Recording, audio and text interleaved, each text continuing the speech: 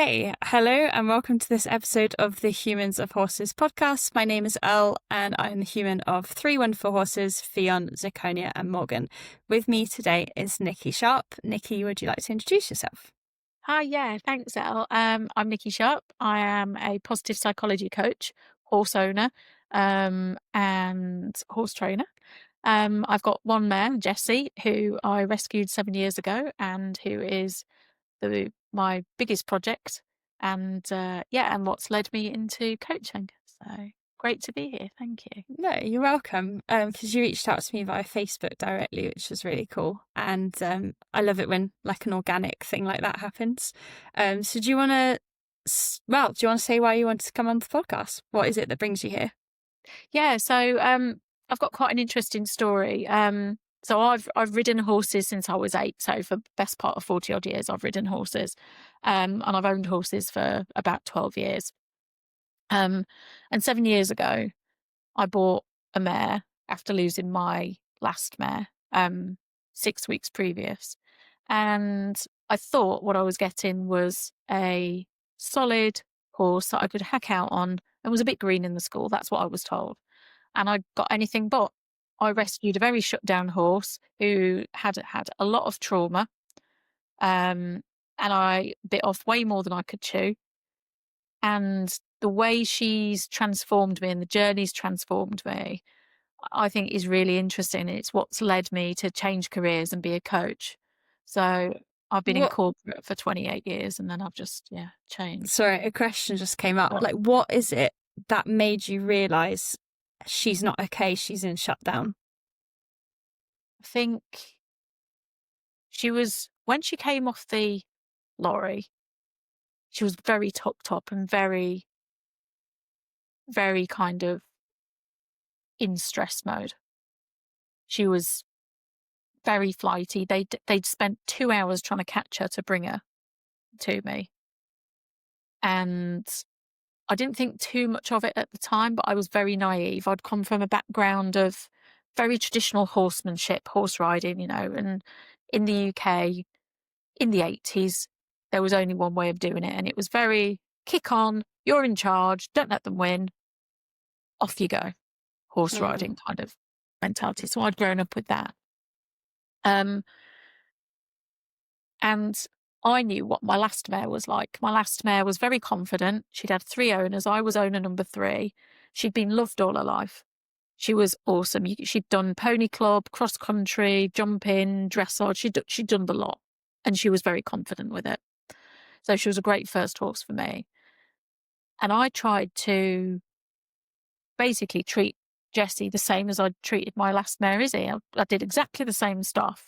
And I very quickly realised it wasn't working because she was coming at me. She was aggressive. Some days I couldn't get her out of the stable because she was just so in fight.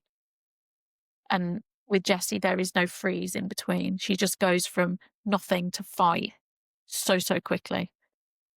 So I knew that something wasn't quite right. But it took a while for her to show me who she was. She was very shut down. She was dead in the face, dead in the eyes. She had a very hard face when I first met her. And it took me a while to learn how to catch her, how to bring her in, how to kind of just get her to trust me just a little bit. So it was, I started doing Warwick Schiller's work through the recommendation of a friend. And at that point, I hadn't heard of him.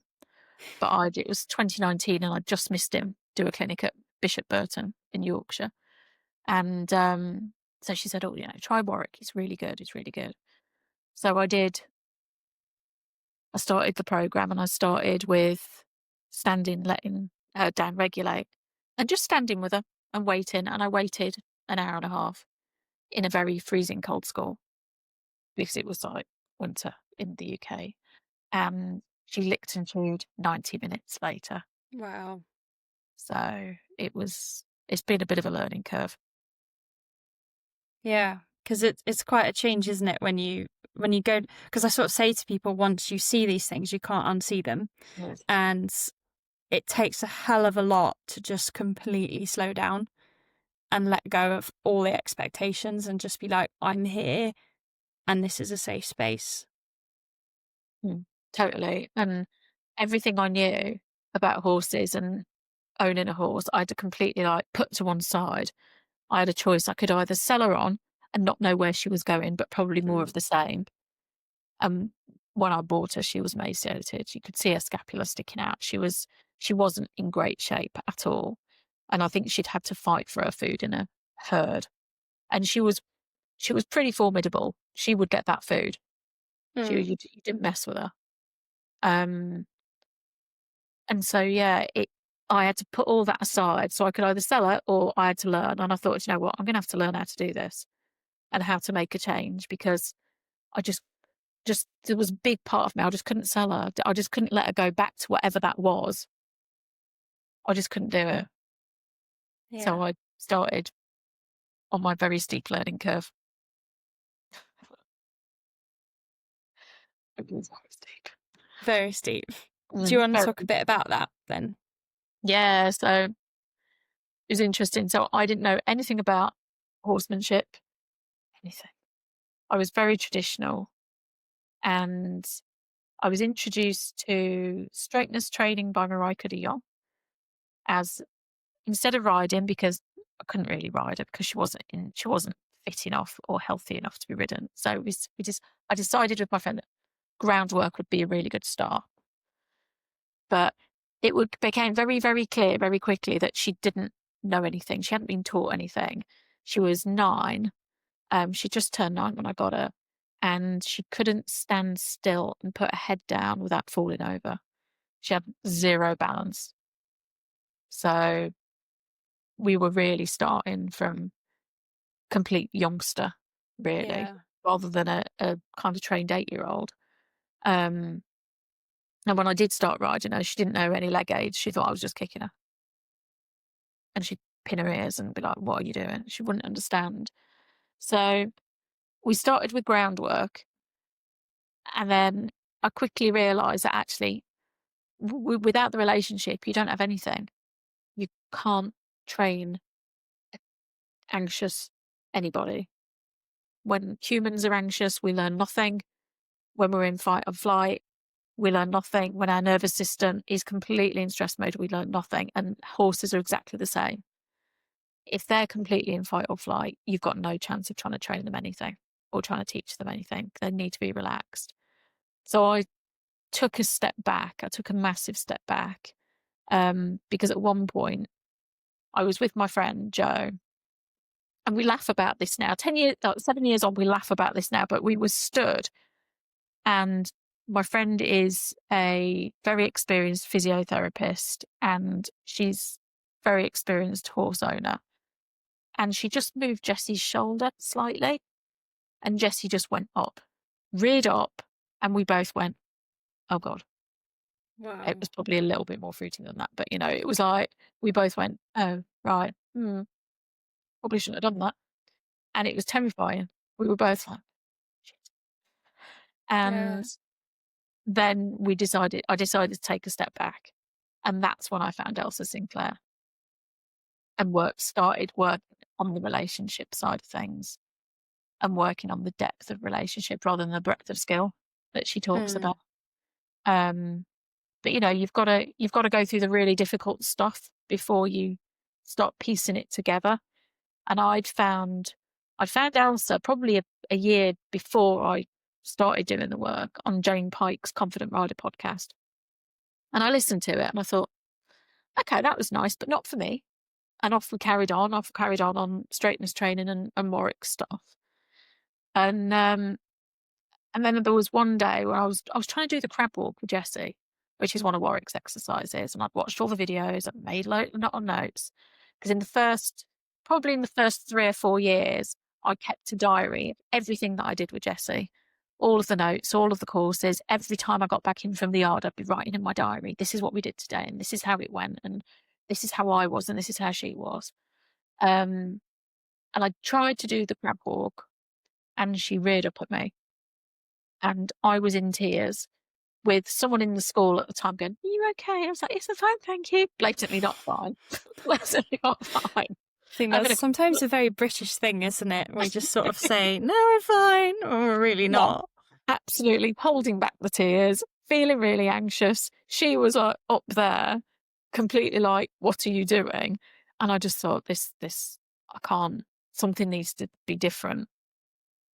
So I wrote to Warwick. It was at the time when Warwick was still quite present on Facebook, and he was Mm. answering a lot of queries and stuff. And I wrote to him and I said, "I really need your help. This has happened." But what I missed out a really crucial bit. I missed out the bit that was happening to me, because I think there was a lot of shame attached to it. So I was being bullied at work, and I was actually off sick with work-related stress and anxiety, and I was off sick for 5 months. I didn't tell him that bit. So of course I was showing up to the yard, and this was during COVID, where, everything was on lockdown. We had a rota at the yard, and my anxiety levels were through the roof. And obviously it was passing through to Jessie, and she is a very, very sensitive mare. Um, and he wrote back and he said, "Go back to the beginning and go back to connection with changes in focus. And if you need to do it out the field, do it out the field, do it with a fence between you."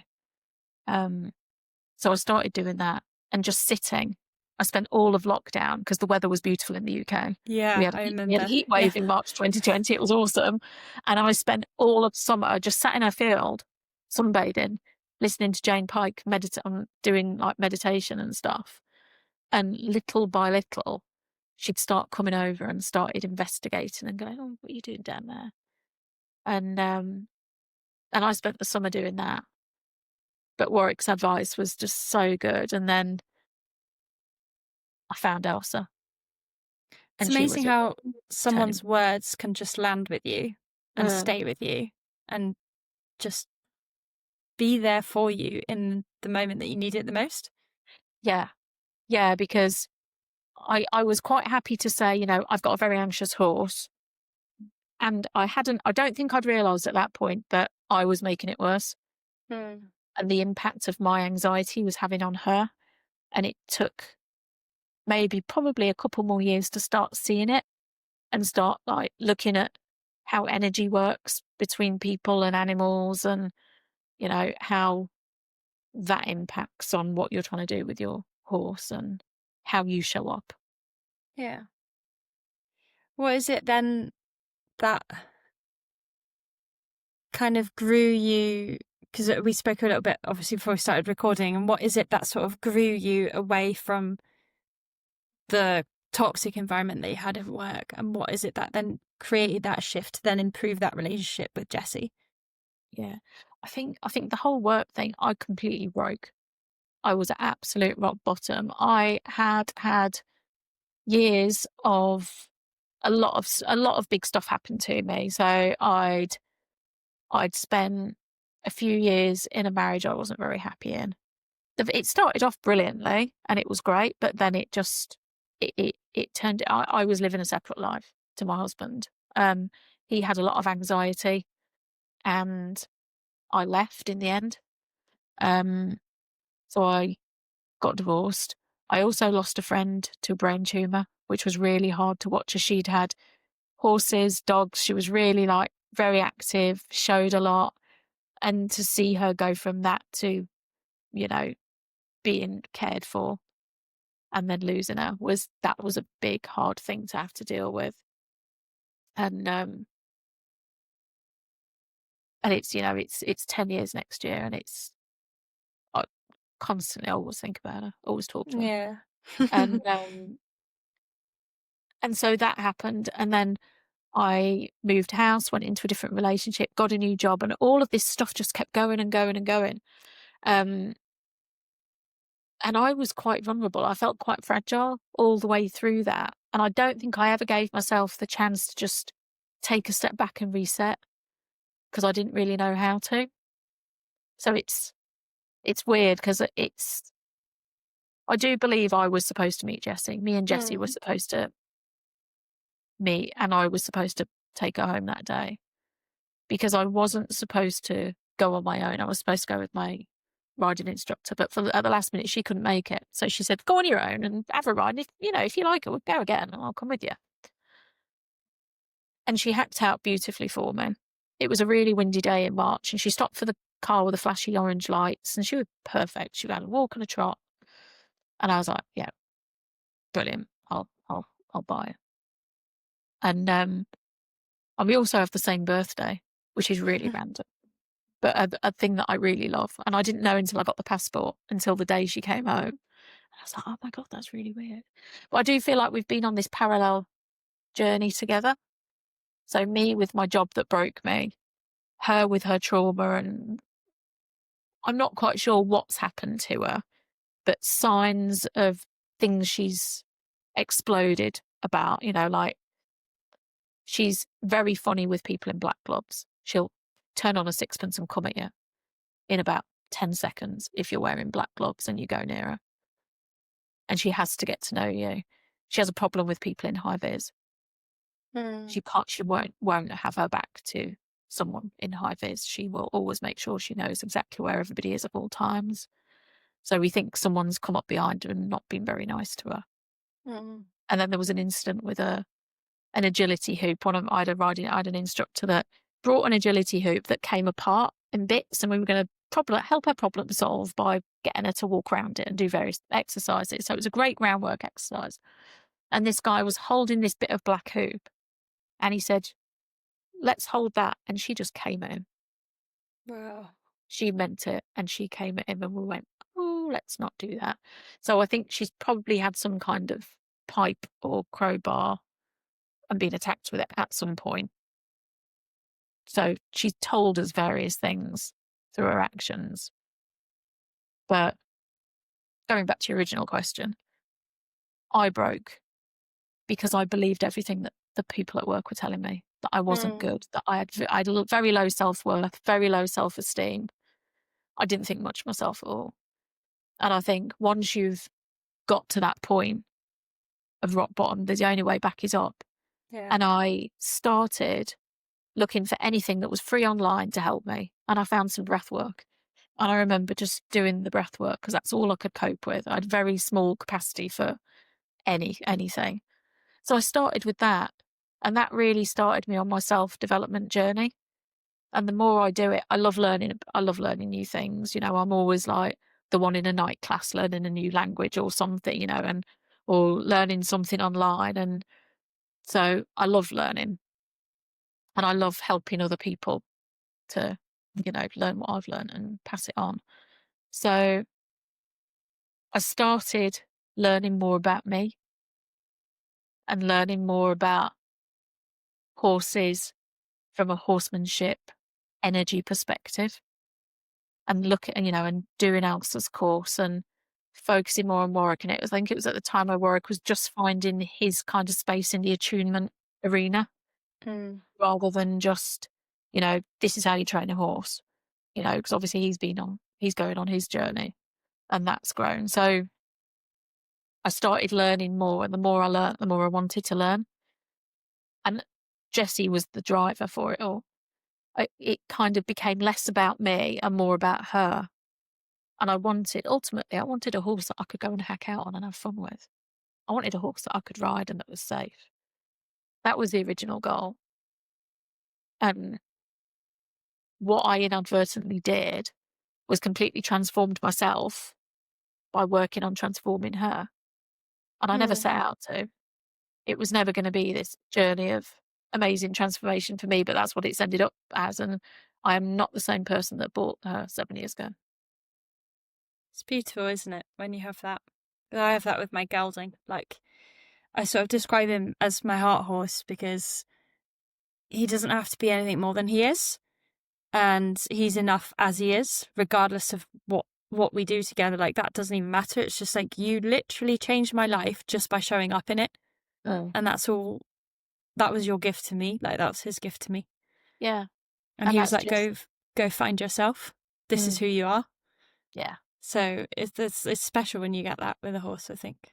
It's amazing. It is amazing. And she's the reason that I coach. So I've been in the corporate world for 28 years, and I've always coached and mentored people along the way as part of my job. And, I volunteer and do mentoring and help people, but I really love helping people be the best version of them and help their horses be the best version of them. And yeah, I feel like that about Jessie. She is my heart horse. She was Yeah. the horse that I was meant to meet. And if anything had been different, we would never have crossed paths. Because I think I read something somewhere where it was like, with your heart horse, it's not easy. They're not the easy horse, but they're the horse that challenge and push you to change yourself, to show up for them in the way that they need. And yeah, I was just looking, I have a drawing of them up on my desk, so I'm just staring at the horses. But yeah, it's just I have so many words, but also the words don't do it justice either. Yeah, totally. You get the horse you need, not the one you want, and the one that you need. And yeah, you're right that the heart horse is is difficult. They're not the straightforward horse. They're not the get on and go pony. My last mare was the get on and go pony. Yeah. She was the easy introduction to horse ownership. And Jessie is completely the polar opposite. But the relationship that we have now, she doesn't need to shout now. She just gives me a look that all mares have. Or she'll, just give me a nudge. Or she'll give me a nose touch. And sometimes we'll just stand and hang out. And it's a really it's beautiful. And I just absolutely adore her. She's taught me so much and she's given me so much. And it's like I just want to give as much to her. Yeah. I'm just smiling. It's really nice. I love stories like this. It's wonderful, and it's like I wish everyone could experience like horses in that way. Yeah.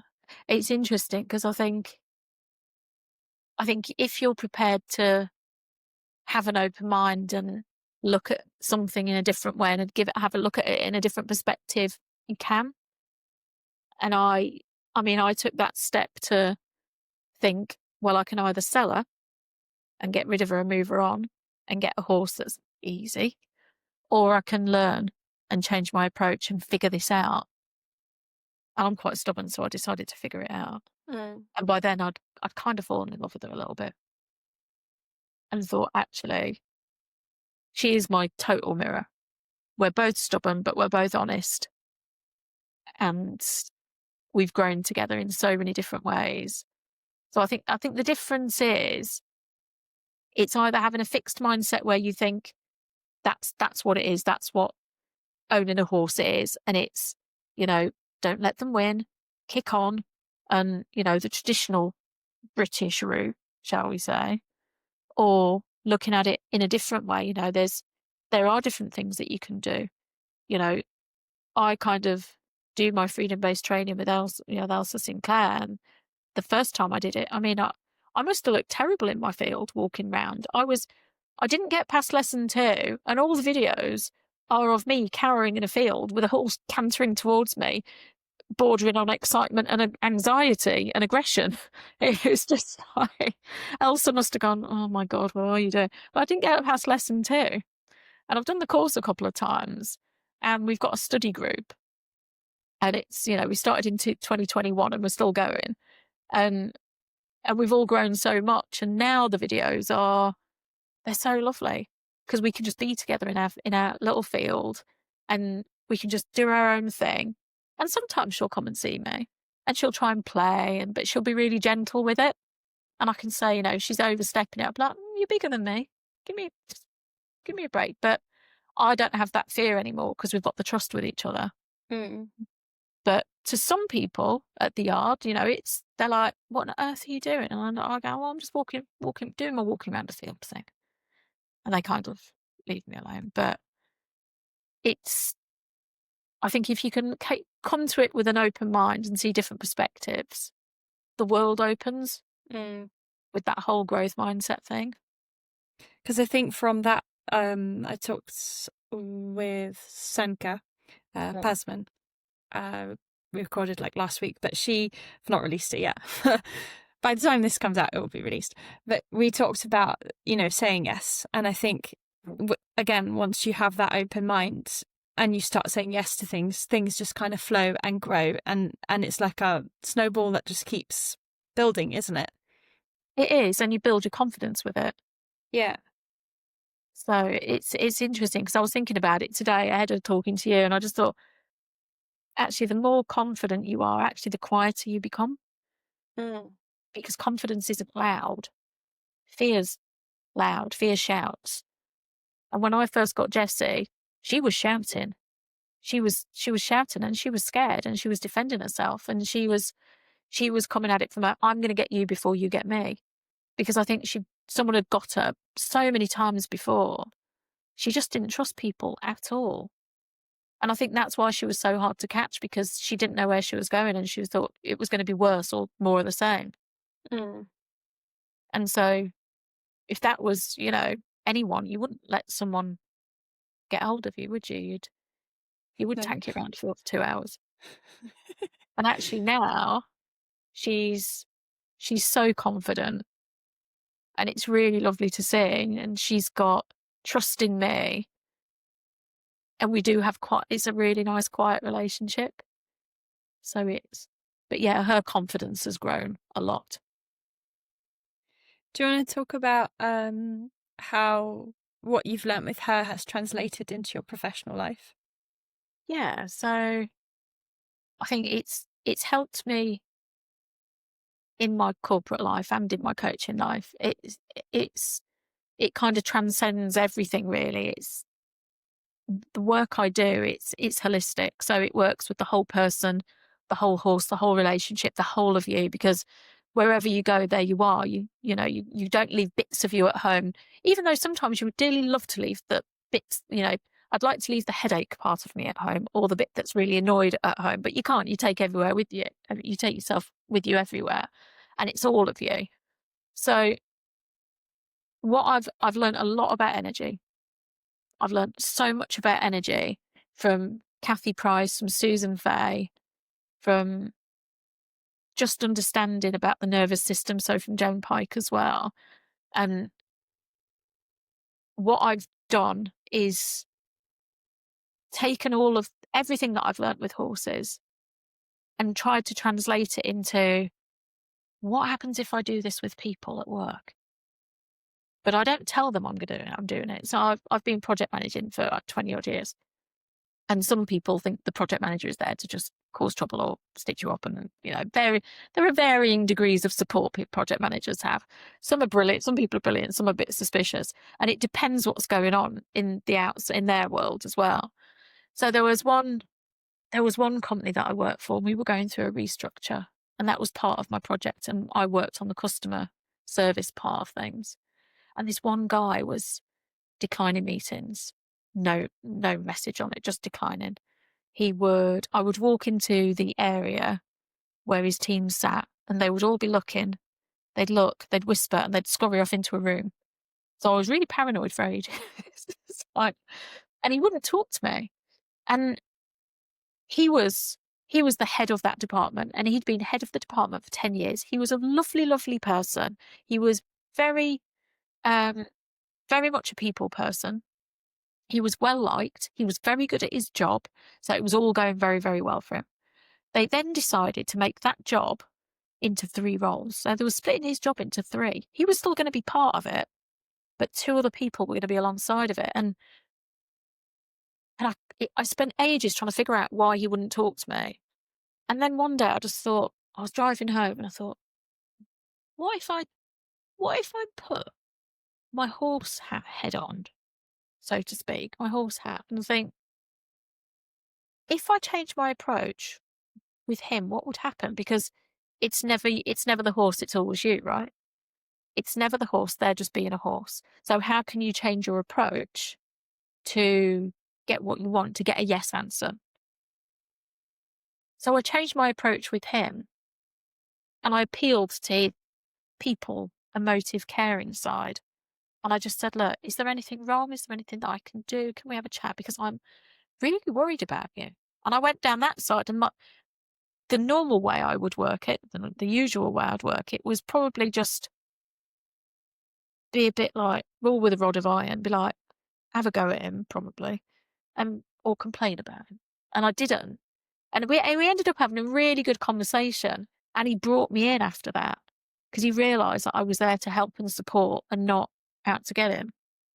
And actually, he felt less threatened. In the end, after this chat, I remember we had this chat, and afterwards he was lovely. He'd talk about his family and what he did at the weekend, and it just completely transformed the whole working relationship and the whole delivery of that project. So I was like, wow, it works. It really works on people. And then I started figuring out through all the nervous system work that actually horses and humans, we're all the same. We're both built for connection. We both want comfort, and we both want congruence.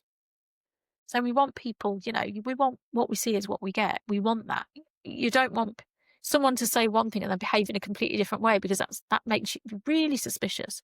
And horses are the same. They need you to be completely congruent and present, and you show up as you are. And whether that's happy, sad, upset, ill, Whatever it is that day.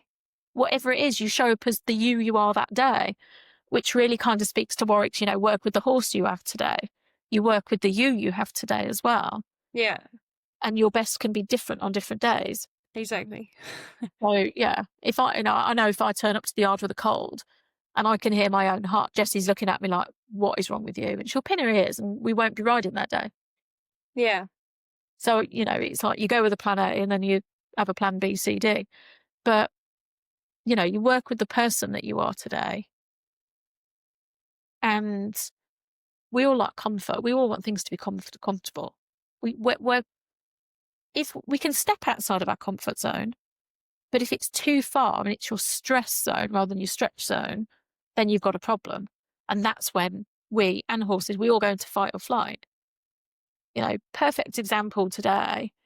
I'm in Leicestershire. It is a beautiful sunny day, but it is extremely windy.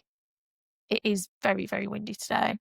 And I decided me and Jessie would go for a walk, because at the minute I can't ride because she's done something to her back. So I said, let's go for a walk in hand, just up out. We've got a very long driveway at the yard. And it was too much. It was too windy. And she spooked and was just trying to get away, but not run into me. And she wasn't happy. And she's 14 too, but by the end of that driveway, she was about 16 too.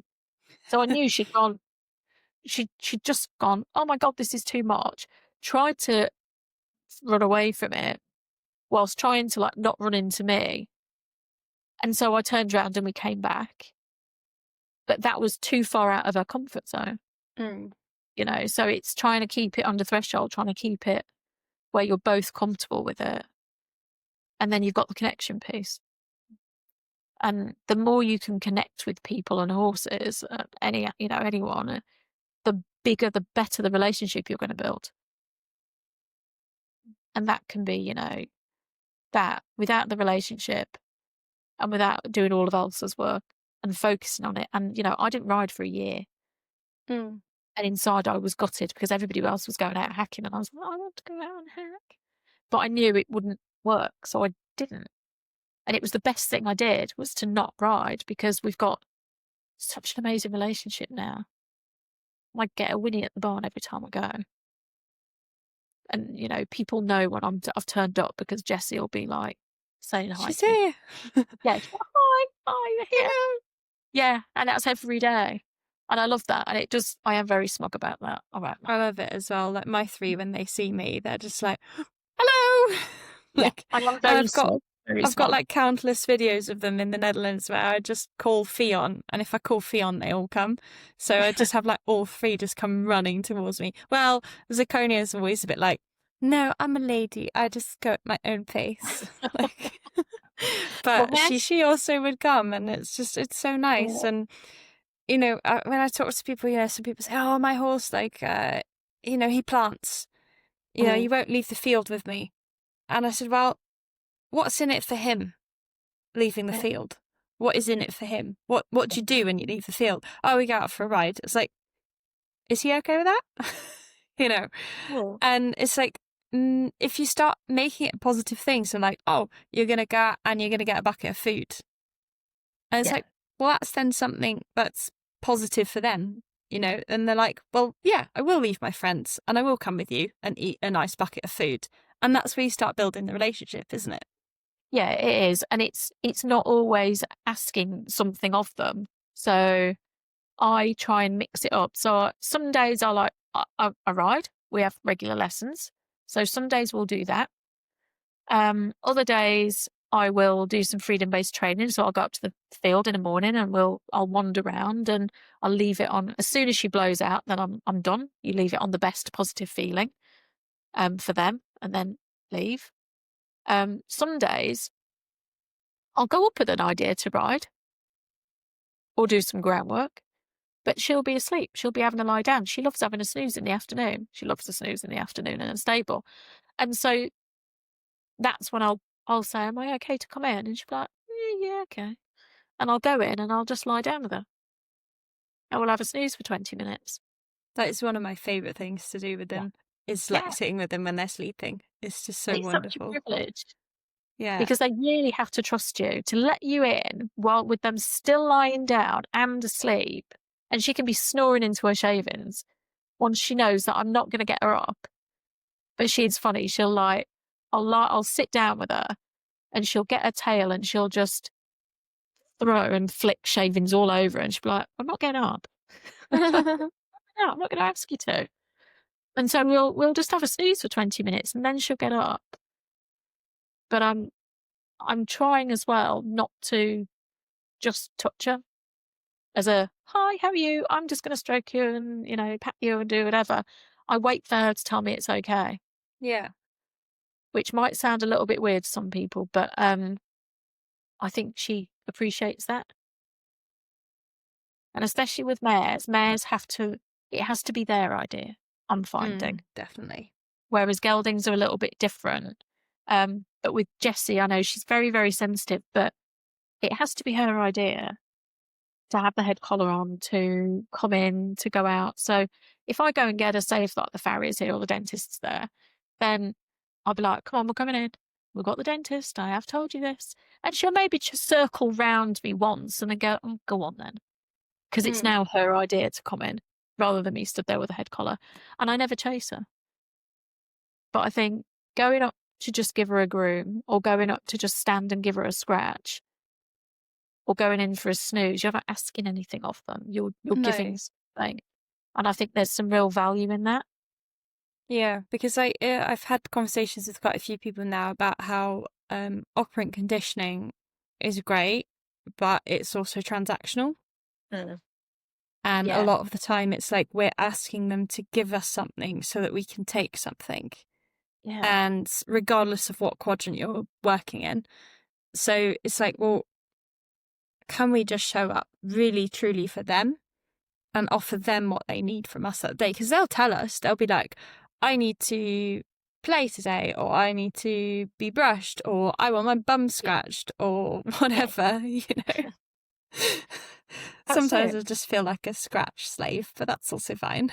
Oh yeah, I am. I have arms of steel because I am basically. I think I said to someone yesterday.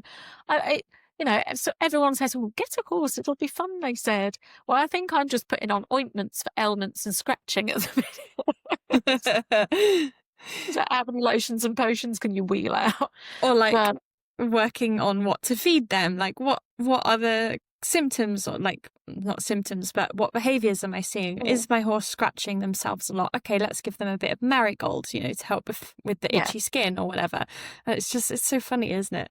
Like they do tell you you've just got to learn how to listen and pay attention, and that's the whole presence thing, which I also struggled with when I first started, because I think Warwick tells the story about when he was putting stones or pebbles in his pocket for like judgmental thoughts. And, oh like, yeah, I love that one.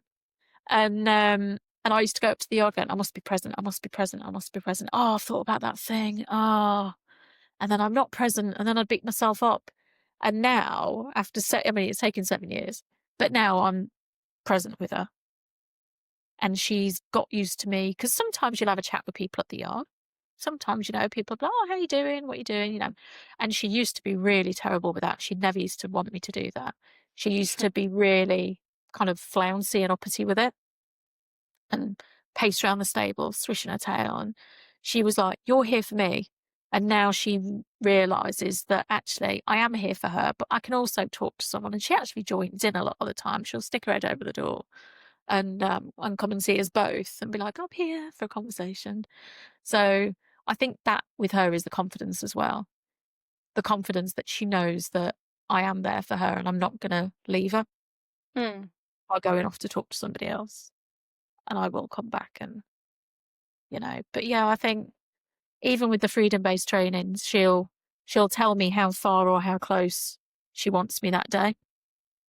And sometimes I'm the furthest point away and all I do is walk around the field. And if I try and stop and match her, she'll displace me.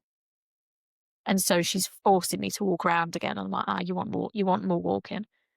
But I've been doing that for about 4 years. So you learn to read your horse. Mm. You learn to look at what their ears are doing. And I mean, it's particularly difficult in summer because she's got a fly mask on, so you can't see their eyes. And so you just, when you start off looking for things, you must miss loads of bits because you're just not adept at looking. But I think the more you pay attention and the more you notice those little changes, the more they appreciate it. And that's where the relationship builds. So, How would you explain being present to someone who doesn't know what it is? oh, that's a good question. I think, let me have a think. I think being present is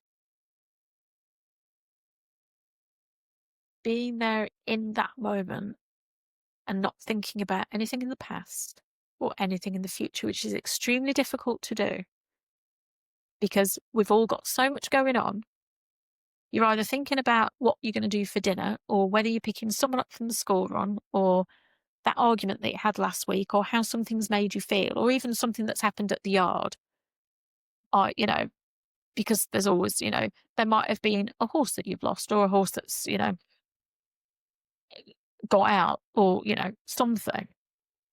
Or just, a change in the hay that's, they're not particularly liking it, something like that. So it's being in that moment where you are at this moment in time. So, it's like this moment in time, I'm talking to you. I'm not thinking about what my cats are going to have for dinner or where they are or what I'm going to do later on tonight or what I'm doing in the morning. I'm here, present and focused on this conversation. And I think that's probably the best description I can give it. But it is very different. It's practice. It takes And practice. it's okay for thoughts to ping somewhere else momentarily, but it's just like noticing, oh, it's pinged over there. Okay, let's come back to here. Yeah, absolutely. Absolutely. And, that still happens when I'm with Jessie. It's like, because I forget, unless things are written down, I forget them. I'm going through the menopause. Forgetfulness is a thing. And it's, and if it's not written down, it's not happening, frankly. So I'll think, oh, I need to remember to bring the hoof supplement up and then I'll have to write it down in my phone and be like, right, now I'm back to you, Jessie. Today I was looking for some arnica because I'm about to run out and she's got a bit of a sore back. So I was like, I'll write that down. I was like, it's okay. I'm doing this. It's for you. It's not about anything else. It's not like I'm scrolling on Facebook or Insta or anything. So I try and have this rule where I don't look at my phone when I'm with her. It goes in my pocket and I don't need to know what time it is because if I'm in a rush, I generally won't go because she's on. So she's not a horse that you can rush. She's not a horse that you can just get there and in 5 minutes time whack a saddle on and go, come on, we're riding.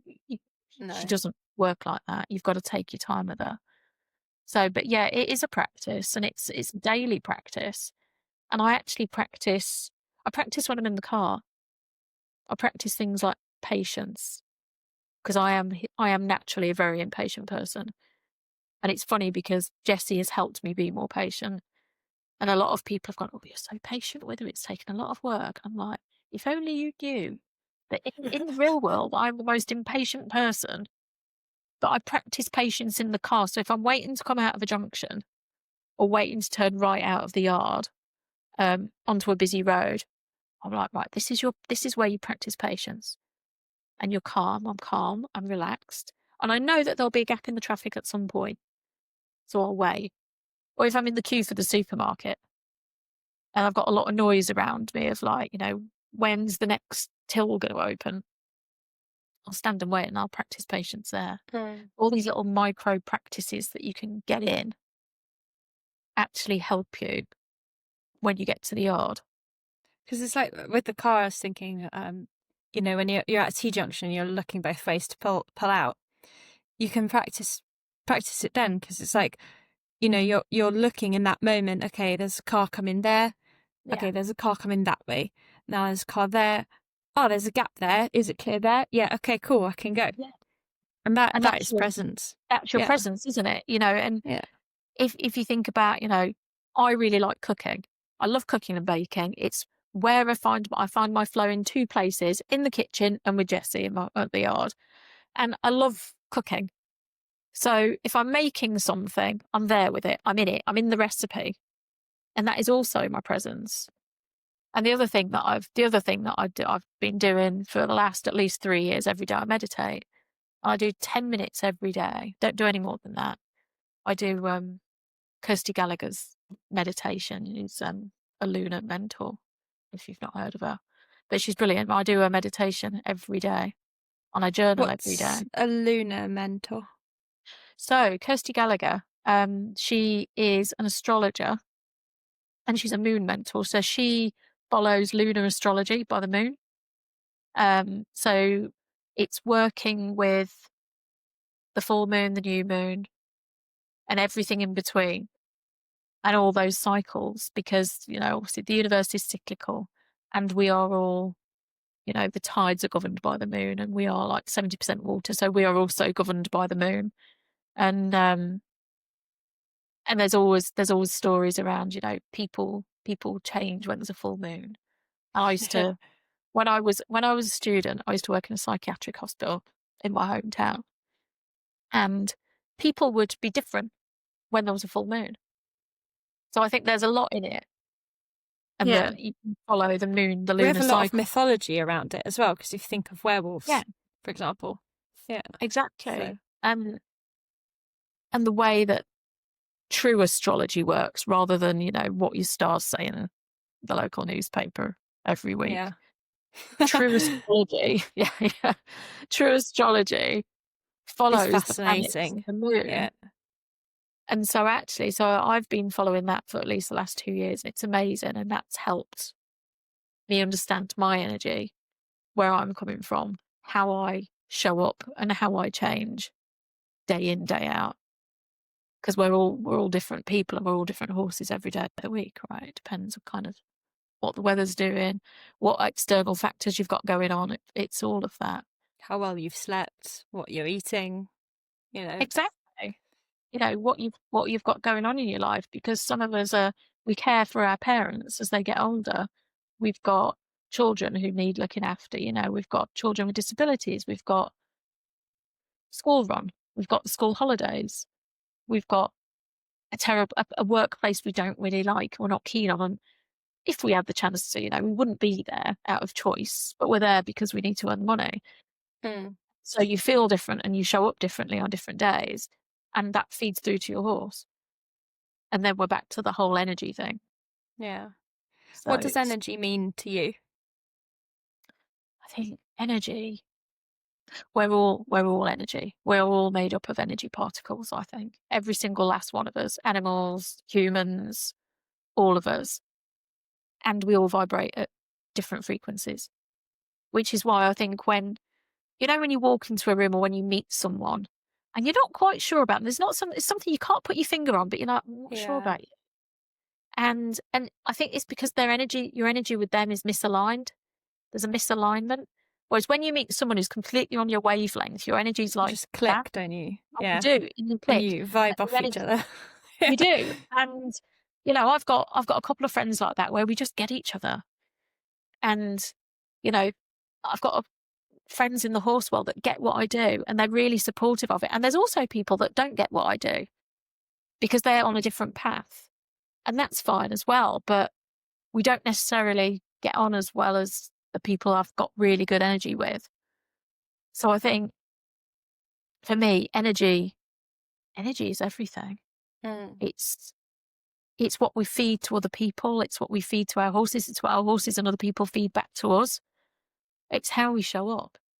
Yeah. So, It's interesting. So, because I do a job where I work with basically different people every single day. So you get a feeling from someone pretty quickly. And like I worked with someone a couple of weeks ago, and as soon as he stepped in, I was like, oh, we're gonna have one of those days, you know. yeah, And he'd say things like, well, you're overthinking that. I'm like, well, no, I'm not, because I know that the procedure is this and the rule's that, and we need to take into consideration. And he's like, no, but you're overthinking it. Oh, you've studied too much, or you've done this, or blah, blah, blah. And I was like, oh, you know, and you just think, okay, one of those days. And then there's other people where it's just like, yeah, you just vibe off each other and you have a laugh, or like, I don't know, or sometimes you meet some people who you work with them and you bounce off them to a point that it brings out the very best in both of you. And that's yeah, always quite cool to see as well. yeah. That's it. And it's the whole, you know, what drains your energy and what gives you your energy.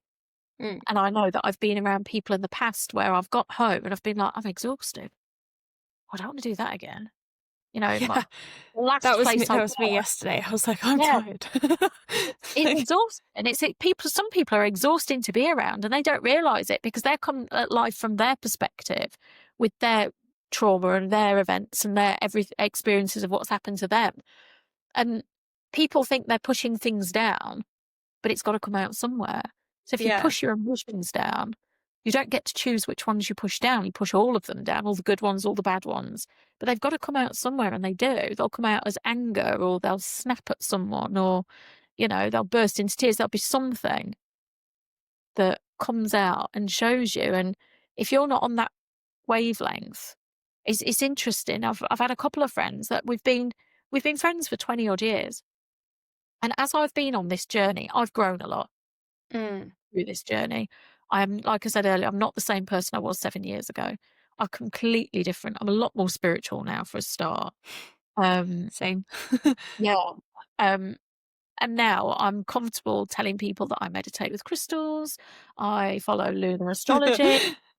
Some people listening to this will go, oh my God, she's so weird. But there are people that go, brilliant. You're And cool. You're awesome. yeah, and those are my Yeah. people.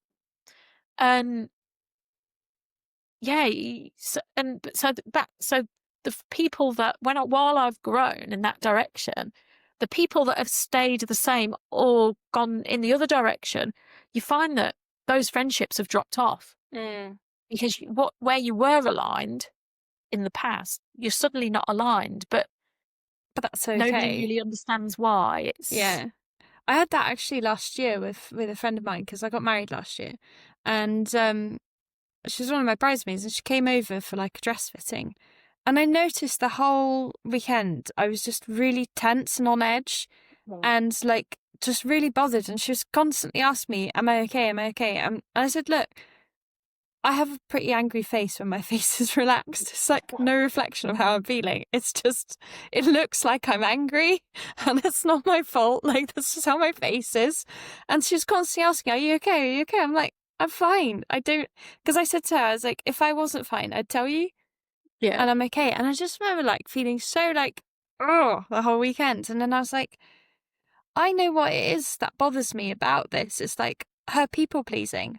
And she needs yeah, that constant reassurance that I'm okay being around her or something. And I was just like, "Do you know what? I can't be around this anymore." And I kind of said, look, we need to kind of have a conversation. I didn't say I didn't want to be friends anymore, but I was like, look, we've had quite different lives the last few years, since we were at school. And I said, you know, can we maybe chat about it and kind of see what's going on, where we're both at, like, and see if there's a way forward with this.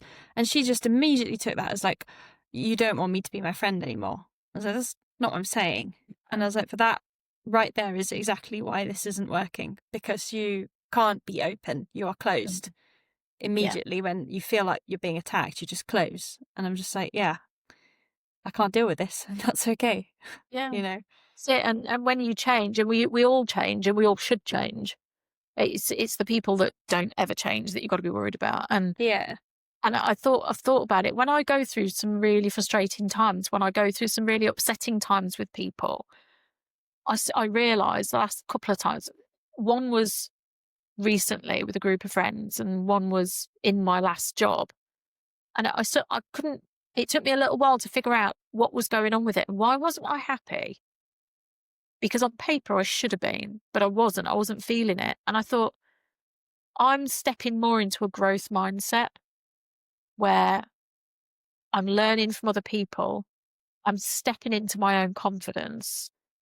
I'm embracing the challenges, that Jessie brings me. And, there are times when I have to problem solve. And I see effort as the path to getting better and improving. And the more effort I put in, the more I get out of it. Whereas I think when I get frustrated and I find it difficult, it's because I'm around people with a fixed mindset that are the polar opposite of that. They see effort as a weakness, and they have to show you that they're very capable, and, they focus on proving how able they are rather than focusing on improving. And so there's been a couple of instances where I've thought, it's that again. And it's just that misalignment. There's a really good book I read called Leadership and Self-Deception. It's quite short, but it's basically a conversation. That's how it's written. And the point of it is that you're either inward with your leadership, so you're only thinking about yourself, or you're outward. And that's where you're showing up for others and purely for them, not for you. And it's interesting because I think a lot of people are inward, but they're kind of saying in the book, oh, you need to be outward. But actually I thought, you kind of need a balance between the two, because sometimes you do need to be inward in order to grow yourself and develop yourself. But then you need to be outward in order to facilitate that leadership and that positive environment and like getting the best out of people.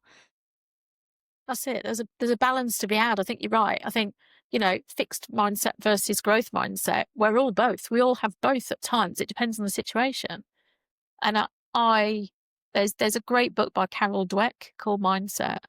And in it, she talks about, there's various kind of examples of people who've had a fixed mindset and failed in their business, and people who've got a growth mindset and succeeded. But at times, we've all got both. We've got fixed and growth. And it's an awareness rather than a judgment piece. So it's, doing all the work and, graduating in my diploma with the positive psychology coach. And I realised that actually I'd been living with a fixed mindset for such a long time, but under the illusion that it was a growth mindset. And then actually when I started peeling it away, I was like, oh my God, I've got it's been a fixed mindset. And it's only recently that it started shifting into that growth space. And that's only been in the last kind of couple of years. But that awareness helps you move forward and decide, well, actually, I really like learning and I'm inspired by other people rather than feeling threatened by it. Yeah. Yeah. I think that's a big one for me, because I used to compete in a high level of sport, and that's all about me and my results and not about other people. When I look back as who I was as an athlete, I was like, I don't like who I was then. But because she was, well, I talk about her as if she's another person because she kind of is now, because she was there in the most formative years of my life when I was a teenager. She comes out sometimes and I don't like her when she comes out. I'm like, no, shoot, go away. But it's like now I can look at other people and what they're doing, and most of the time I feel like really like this big yes feeling, like, yeah, look at you, you're being like so badass and you're achieving this and that's amazing. And like I can be genuinely inherently happy for that person and what they're doing. And I by no means now compare it to what I'm doing, because it doesn't matter, because they're on their own path, and it's like I'm cheering you along on your path. And that's like such a big shift. That's it. And you've got your own experience. We've all got our own individual experience that we're all coming from. It's like, I was talking to someone down the yard a few months ago, and my riding instructor was with me, and she was saying, oh, but so-and-so's doing this and so-and-so's doing that. And we said, but you're all different. We're all different partnerships. Me and Jessie are a different partnership. There's someone in the yard who goes eventing. She's a different partnership. And she's got absolutely the right horse for the eventing world. They're both brilliant together. And then there's someone else who likes hacking out in the week, and someone else who, you know, does dressage. And we're all different partnerships with our different horses, bringing all of our different experiences. And you can't compare each other, and you can't compare the horses because they're all different. No, exactly. Like, I can't compare my three because they're all completely different with their own Yeah. life experience, you know, and behavior and personalities. And like, you know, the way I do something with Theon will be different with the way I do it with Zirconia. So, Yeah, yeah. absolutely. You know, in my riding lessons, because Jessie's had some kind of trauma, and she always needs to know where everybody is on the yard at all times. So if people are walking about, especially if it's someone she doesn't recognise, she'll stop. She won't do anything, she'll just stop. And sometimes if we're in the school, she might walk over to the gate. So, you know, we recently had a new vet join the local practice, and he came, but she hadn't seen him before. So she walked over to the gate and just watched him. And she'll do that. And when we're in lessons, we'll let her watch. And after after the person or the horses have gone, she'll be like, I'm ready to go now. Okay, this is fine. Yeah. Whereas had she not had her background, we might be going, no, come on, off you go. We're walking, we're doing this, we're working now. But we give her that space, because if we don't give her the space, she's just going to plant more and just be like, no, really, I don't know who that is, and I need to make sure I know who it is. You know, and we had a new livery arrive last year, and he was mucking out one day, and he was wearing a high vis jacket, and there was only him on the yard, and it was us in the school, and she was snorting, she was going over the poles towards the gate so she could see him fine, but she wouldn't turn her back. And I thought, ah, it's his high vis. Mm. I also used to volunteer for a horse charity, and the woman who ran it said, you know, they do remember that sometimes don't like people in high vis because it reminds them Mm. of the trauma they've had. And I thought, is that high vis? So when he was passing, I went, could I borrow you? And he Mm. came over, and after it took about 5 or 10 minutes, but she lowered in size. She went from 16.2 to 14.2 again, and just realised that it was like she blew out, and she just went, oh, you're okay. You're not going to get me. Because he was lovely. He was like, no, I'm fine. Yeah. But, you know, those, they do remember, and, you know, they do A have hell different of a lot. experiences. So you've got to Yeah. accommodate. But, you know, some people will see that as a weakness. Some people see it as a strength. It just depends on your perspective. Yeah. So I have like questions that I ask people. Like, I'm not super structured with podcasting, but I do have these questions that pop up. Okay. So I think we've touched on it a little bit, but I feel like there's more there. So what gifts have you received from your horse that keep showing up for you, or is showing up for you right now? Oh, I think the gifts that I received from Jessie. Do you know what? Just the whinny at the barn every day.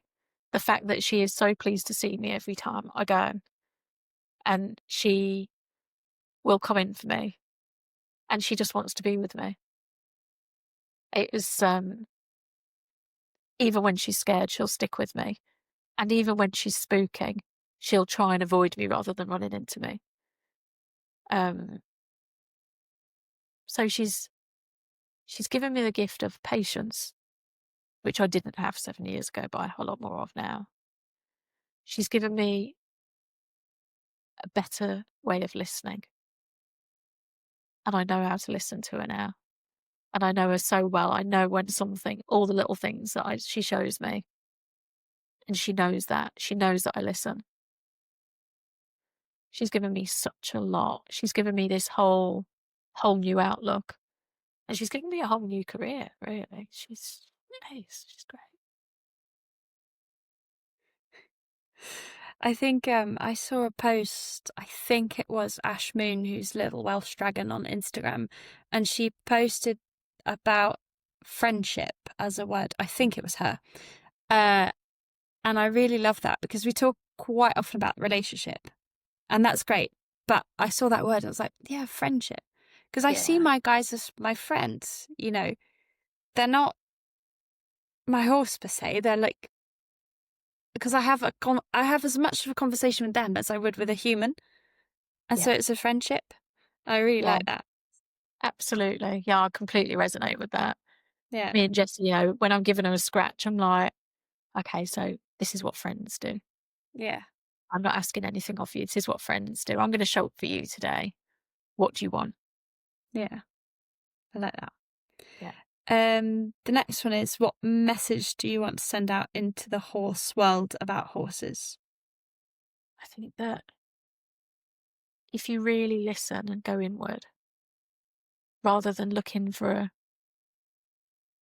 the solution to the problem externally, out in the outside world, and go inward instead and look at yourself, all the answers are in there.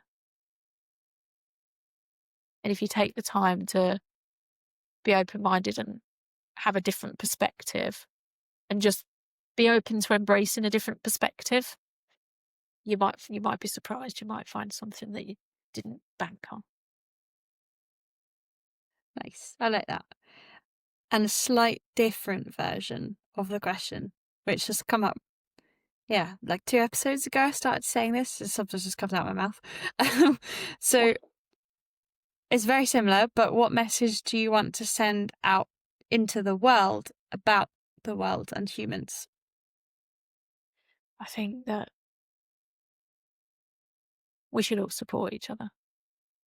There's a lot of judgment out in the world. There's a lot of criticism. And you never know what's going on for people. Yeah. So we should all be a bit kinder to each other and to ourselves, I Yeah. think. I think I heard it on one of Warwick Schiller's podcasts, and there's so many episodes that I can't remember who it was, but I think it was somebody who does CBT with clients. Mm. If that helps anyone who's listening, but maybe they know. But they talked about how for example, when you're driving and you get Yeah. annoyed by someone's driving, and it's like you start telling, instead of judging them for like, oh, they're so stupid, or like, oh, they're such a stupid driver, start saying, oh, maybe they're on their way to see their like sick mom in hospital, Yeah. or maybe their wife is giving birth, or something like that, and then it's like that those little shifts in your perception. Then, Yeah. It's like, yeah, I'm reading Brené Brown Rising Strong at the minute. oh, I love nice. it. I love Brené Brown. I absolutely love her. And I would recommend any of her books to everybody. Which one would you start with? I would start with Dare to Lead. Interesting. I really like that book because I think it teaches you a lot about leadership, vulnerability, and showing up as your authentic self. So I would start with that one because I think it gives you a really good basis for a lot of good grounding and a lot of stuff that you can apply to horses, to life, to you. But I'm reading Rising Strong at the minute, and there's some really interesting chapters in there about people are doing their best. Everybody's doing the best they can with what they know at that particular point in time. And if you think about that, it gives you more compassion for the other person. It gives you more empathy. And it actually takes the fuse out of being so annoyed and being like, oh, what are they doing, idiots? Or, they're doing the best they can. We're all doing the best we can. So I think if you have that as a mantra in your life, I don't think you'd be going too far wrong. Nice. I like that. I think you'll enjoy the next question. So if your horse could tell us about you, what do you feel she might say? Oh, God. um, oh, what would she say about me? Oh, God, there's a question. She'd say we're quite similar. And sometimes she pulls faces at me just like I pull them at her. If she gives me the mare glare, she gets one straight back. I do that with And my then, cat, actually. yeah. If she hisses at me, I go, back at her. Yeah. And then she's like, oh, I'm like, yeah, Yeah. well, you did I that do to that with me. these little faces and I'm like, really? Yeah. Really, we want to do this today, do we? And she's like, oh, no, it's okay. I think she'd say that I've rescued her No. and saved her and helped her be confident and be herself, hopefully. Yeah. I like that one. I Yeah. always love what people say. It's so nice. Always makes me smile. Anyway. I like this one as well. So where or what makes you feel wild? Oh, God. Oh, God, that's a good question. Where or what makes me feel wild? I think being outdoors, anywhere outdoors, in nature, um, and just being able to be myself. And it's taken me a long time to be myself, my full, authentic self, where I don't care what people think or say or, you know, feel about me. I'm showing up as me. So, yeah, I think outdoors, preferably with a horse, but not always. And yeah, just being me and stepping into the whole me. Yeah. No, that question's inspired by the book Women Who Run with Wolves, Oh, because cool. it talks about the wild woman archetype, and I really like that, and that's something that's shown up for me, and something that, so we talk about rewilding, and traditionally it's in the context of nature. Yeah. So you think of rewilding like a field or whatever. But for me, Zirconia, my role in her life has been rewilding her away from the institutionalized horse that she was. Like, 'cause she used to compete, so it's very structured, and it's like you do this, do this, do this. So my journey with her has been rewilding her, and in turn rewilding myself. Yes. So that's where that question comes from. Cool. Yeah. Cool. Is there anything else you would like to share that we've not talked about that's coming up for you? I think just if you lean into your authentic self, and that can be quite difficult because we're naturally we naturally worry about what other people think about us. But actually, if you step past that and realize that people generally aren't thinking about you at all, ever, because they've got too much going on in their own lives, you Yeah. get more. You get much more out of life. You'll get much more out of your horse, and you get much more out of just, I guess, just the joy of living, really. Yeah. It's like the paperclip exercise. So I think Warwick said if he got a judgmental thought, you put one in your pocket or something. Yeah. Yeah, because I think I then thought, okay, you can take that one step further and have one pocket for judgmental thoughts about you and one for judgmental thoughts about other people. And then you realize just how many judgmental thoughts you have about yourself, and Oh, yeah. therefore how little other people are actually thinking about you. Oh, absolutely. Yeah. And your self-talk can be quite nasty. Oh, it People's self-talk can can. be terrible. If that was your friend, it's just like they'd have ditched you. And it's like recognizing that that's not you. That's just a version of you who's being very judgy and not self-loving. And you can Yeah, just tell her to F off, basically. absolutely. Like, what's the story you're telling yourself? Yeah. We all tell each other stories and we all think thoughts are facts. Well, actually, they're not. Thoughts aren't facts. It's just a thought.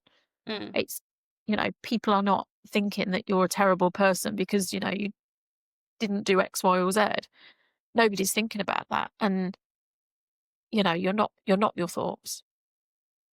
No.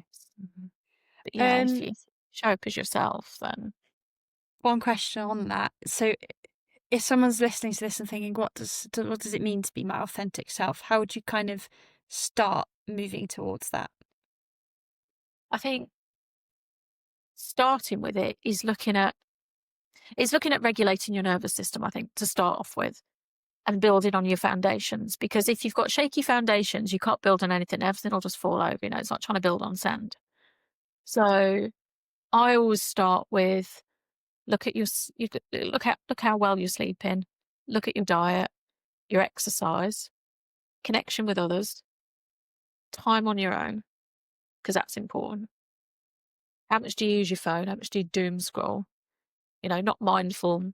It's interesting when people say, oh, how much do you use your phone? They're like, oh, I've tried to stop, but actually, it's not about all or nothing. It's not about throwing the baby out the bathwater and It's stopping about using your phone. how are you using it? It's mindful use. Yeah. So if I'm using it to look at my bank app, for example, or I'm replying to an email, that's mindful use. But if I'm doom scrolling on Facebook or Insta for 5 hours, that's not mindful use. No. That's getting a quick dopamine hit. And also, what's your relationship with alcohol? If you're binge watching Netflix till 4 a.m, drinking loads, not exercising, not sleeping very well, overthinking, your nervous system is not going to regulate and adapt the way it's been designed to. Whereas if you're getting regular exercise, going out in nature for a walk, spending time with people, happy to be on your own, in your own company, not excessively drinking and not doom scrolling to death, your nervous system's going to be more adaptable. And actually, when you're feeling at that adaptable place, you'll feel more of your authentic self. You'll start stepping into more of your authentic self, and you'll start believing in yourself more. You'll have more self-trust. You'll have more self-worth, and you'll build your resilience by looking at all those things. And that's how you start stepping into that quiet confidence we talked about earlier. Yeah. Yeah. And if you do that, it'll have a positive impact on everybody around you and your horse.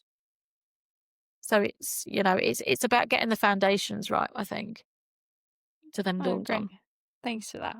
Because it's always like, I sort of think, how do I describe authenticity or how to be authentic to other people? And it's like, it's so hard because, it's such a evolutionary process that it's hard to then go back and think how it was before and how you started doing Yeah. that. I think Yeah. if you think about who are you when no one's looking, who's the real person that is you? What is it that you like? Because we all like things, whatever it is. We like different films and stuff, but is that different to what you say you like to other people? Mm. I used to, when I had my last mare, I wasn't very confident. I hadn't been a confident rider. I'm at my most confident now because I've worked on all of this. But back in the day, we used to go out hacking on a Saturday and Sunday morning, and I'd be terrified. But I wouldn't tell anybody I was terrified. I'd be like, no, I'm fine. No, put on a fake smile. And then one day, it was raining, and we couldn't decide whether to go out because it was getting a bit, you don't know whether it's going to turn torrential or not. So we were like, what's the weather doing? And in the end, we decided as a group of 4 of us that we wouldn't go out. And I was like, oh, that's such a shame. I was absolutely ecstatic. We didn't have to go out, right? I completely lied. And I was like, oh, that's a real shame. Oh, maybe it'll be right tomorrow. But I was so terrified of hacking at that point. That wasn't me being my authentic self. That was me being someone completely different to fit in. And be like, oh, that's a shame we can't hack out. Yeah, terrible. Whereas now, I'm comfortable doing my freedom-based training in the field because I know that it works for Jessie. Mm. And what works for her is absolutely the thing. And it doesn't matter to me anymore what people say. It doesn't matter to me what people think now about that. Whereas before, I probably wouldn't have done it because I'd have been terrified about the judgment and people not understanding it. And people going, what are you walking around in a field for? And people taking the piss a bit. And now I'm not bothered, but I come from a grounded place. And now I eat well, I sleep well, and I don't take my phone into the bedroom. I do regular exercise. I do equipilates once a week. I do Tai Chi once a week. I try and run 3 times a week, but I am a bit of a fair weather runner, so it doesn't always work out. Depends what the British weather is doing. I can relate to that. Yeah. Yeah. I So don't want to go out when it's raining. No. no, No. exactly. It's I okay when don't. I'm at the horses, but if I'm like Yeah. cycling, or yeah, it was pouring with rain on my way back from work earlier, and I saw these people cycling, and I thought, no. Oh no. Yeah. That's it. No, it stops being fun when it's chucking it down. So it's, but it's taken me a while to get to that. And now I feel great. Yeah. I wake up in the morning feeling genuinely really happy and really good. And my mindset is not overthinking. I don't get emotional and start downward spiraling anymore. And that's not to say that life doesn't happen. I've had a very challenging year for one reason or another. And there have been periods where I've been totally overwhelmed by things and I've just cried. But actually, once I've That's done that, healthy because you're letting it out. yeah, Yeah. and my nervous system is reacting. It's responding appropriately to the moment rather than overreacting or shutting myself down. I'm going through it, whatever I need to feel, and coming out of it and rationally thinking about things and being curious about things as well, thinking, why do I feel like that? So it's like this morning I woke up feeling guilty about something. What's that all about? And when actually I picked through it, it's because I was still hanging on to the beliefs that my parents had given me and instilled. And I thought I was living by my own values, but actually, subconsciously, there was a little element that wasn't. That wasn't And I yours. was curious, yeah, and I was curious enough to try and work through it this morning, and I got to that. That's really good. Really interesting. Yeah. So yeah, but you've got to come from that grounded place. And I think, we can all make one, and it's about making small changes as well. It's about making one little change. So I always give the example of, I don't have a phone in my bedroom anymore. And everyone uses the excuse, but I need it for the alarm clock. I bought an alarm clock. I bought an analog alarm clock that doesn't have a volume switch that I've had for about a year and a half now. So I sleep better. I'm doom scrolling less, and it ticks off a lot of those boxes. Yeah. And if you sleep better, you feel better. You show up better. So it all helps. Yeah. So we can all do it. It's like, what's one little thing, one little change you can make in your life that is going to make a big difference in that ripple effect that nobody even has to know about. I don't walk around going, I've just bought an alarm clock, people. It's like, won't you know unless where we have this conversation or I tell people, but it's not gone on Facebook like, listen guys, I've just bought an alarm clock. Alarm clock. It's like, nobody needs to know about that. No. But it'll make a big difference to your life. And I think a lot of the times we can talk about how to be your authentic self is making these big sweeping changes where it's unrealistic because people generally don't have time to meditate on a mountain for 4 hours or journal for 2 hours or do 3 hours of yoga in the morning. Life's not like that. No. So it's about making the small changes that get you to feeling in a better place so you can be your authentic self. Yeah. No, you're right. It's like because I do shift work, there's either I'm working earlys or I'm working late. But one thing that is constant is that I go to bed at some point during the day, or night in some cases, or very early hours of the morning. Anyway, but one thing that I can hold on to that is constant is that I can spend time in bed before I go to sleep taking deep breaths. And that is my little time when I can meditate. And that works. And it's a little change. And I get to sleep so much better now because I just spend that time. I'm going to lie on my back. I'm going to take deep breaths. I'm going to put my hand on my heart and my other hand on my tummy and breathe. And very quickly I'll go to sleep. And that's just my little moment of meditation in the day. That's it. And that's perfect. Yeah. And it's finding what works for you and it's finding things that you enjoy. Yeah. It's not about making life completely terrible for yourself. But, I before I go to sleep, I think of what am I grateful for today? And I run through it in my head. So what am I grateful for today? Oh yeah, Jessie did that thing. Oh, she told me her back hurt. Right. Okay. So I'm grateful I had some arnica cream kicking around. I'm grateful that my parcel arrived. I'm grateful that, you know, work was good today.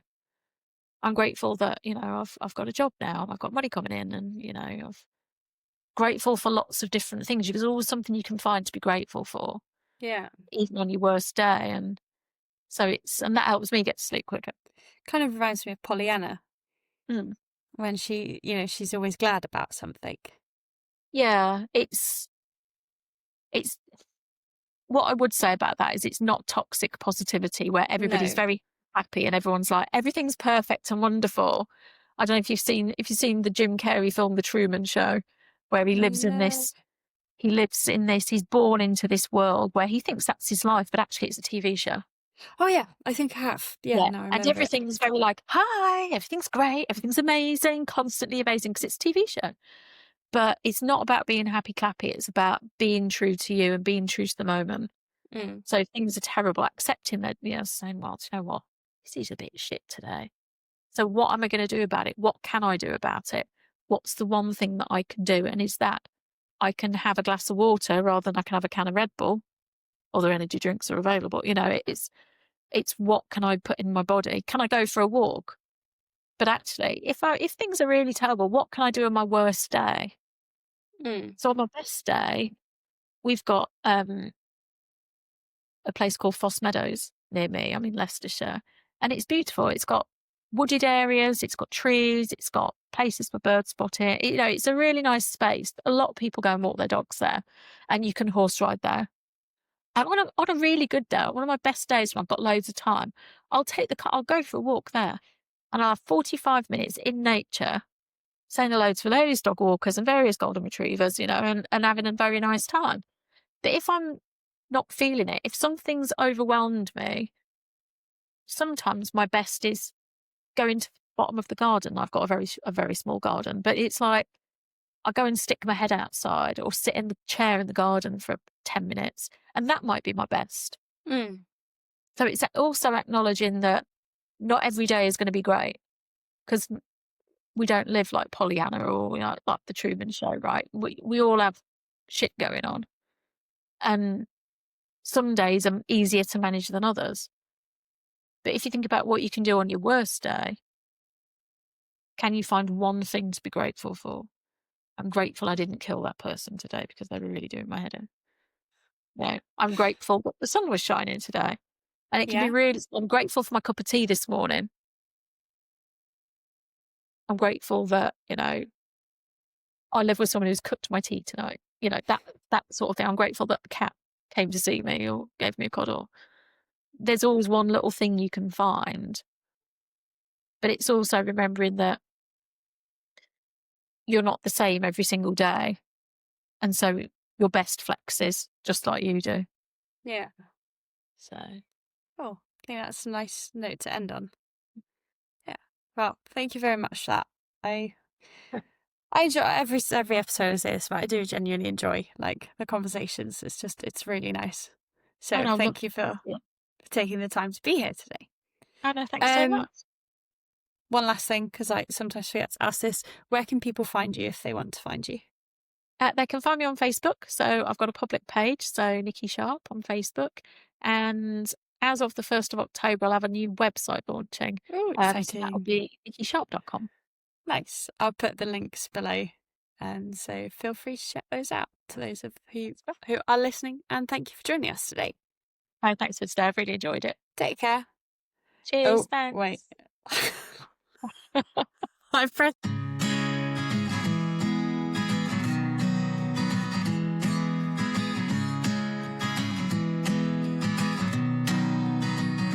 I can't remember a time before you walked into my life. You took the broken parts of me and made it all alright. There's an easiness to your grace that I will never know. And every day this feeling only grows. And every moment with you just bleeds into one. Your easy smile greets my eyes just like the morning sun. A reflection of my soul one heart that beats for two. Just know, my love, that I will carry you.